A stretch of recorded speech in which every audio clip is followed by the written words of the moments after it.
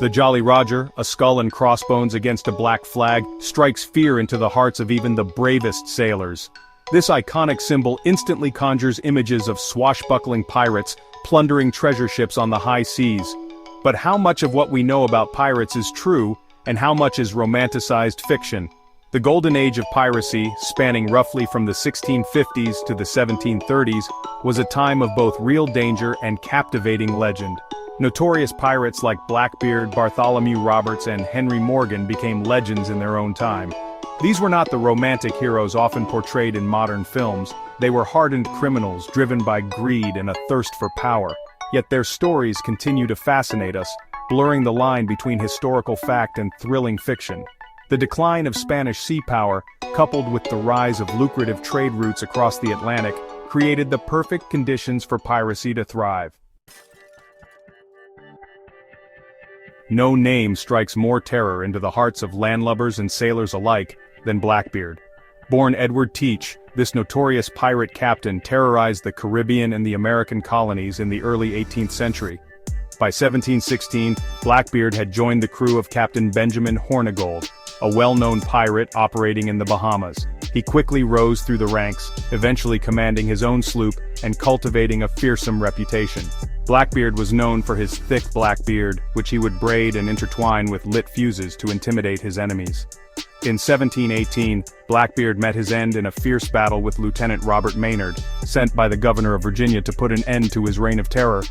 His death marked a turning point in the fight against piracy in the Caribbean, but his legend lived on, inspiring countless tales of adventure and villainy. Piracy, at its core, was a business. Pirates were driven by profit, and their impact on trade during the Golden Age was significant. They strategically targeted ships carrying valuable cargo, such as sugar, silver, textiles, and slaves, disrupting established trade routes and causing widespread economic instability. The Caribbean, a hub for European colonial powers like Spain and England, was particularly vulnerable to pirate attacks. Ships laden with riches from the New World sailed these waters, making them prime targets for opportunistic pirates. The capture of a single treasure galleon could make the fortune of an entire pirate crew, drawing individuals from all walks of life to the pirate life. The constant threat of attack forced merchant ships to sail in convoys protected by warships, increasing the cost of trade and slowing the flow of goods. Governments and trading companies responded by strengthening their navies and offering bounties for the capture or death of notorious pirates. Section 4. Walking the plank. The consequences of piracy. The popular image of pirates forcing their victims to walk the plank is largely a product of Hollywood imagination. While there are a few documented cases of this happening, it was not a common practice. The reality of pirate punishments was far more brutal and often involved torture, marooning, or simply being thrown overboard. Piracy, for all its romanticized notions, was a dangerous and violent profession, and life aboard a pirate ship was often short and brutal. The threat of piracy had a profound impact on coastal communities and colonial settlements. Fear of attack led to the construction of fortifications and the deployment of troops, diverting resources away from other areas of development. Governments responded to the growing threat of piracy with increasingly harsh measures. Public hangings of convicted pirates served as a deterrent and a spectacle, reinforcing the authority of the state and the consequences of a life of crime on the high seas. Section 5. From Pirate Code to International Law, a lasting legacy. While often portrayed as chaotic and lawless, many pirate crews operated under a strict code of conduct known as the Articles. These codes outline the distribution of treasure, rules of behavior on board ship, and punishments for transgressions.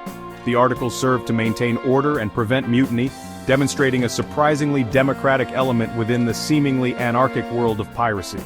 The rise of piracy also forced nations to cooperate in their efforts to combat it.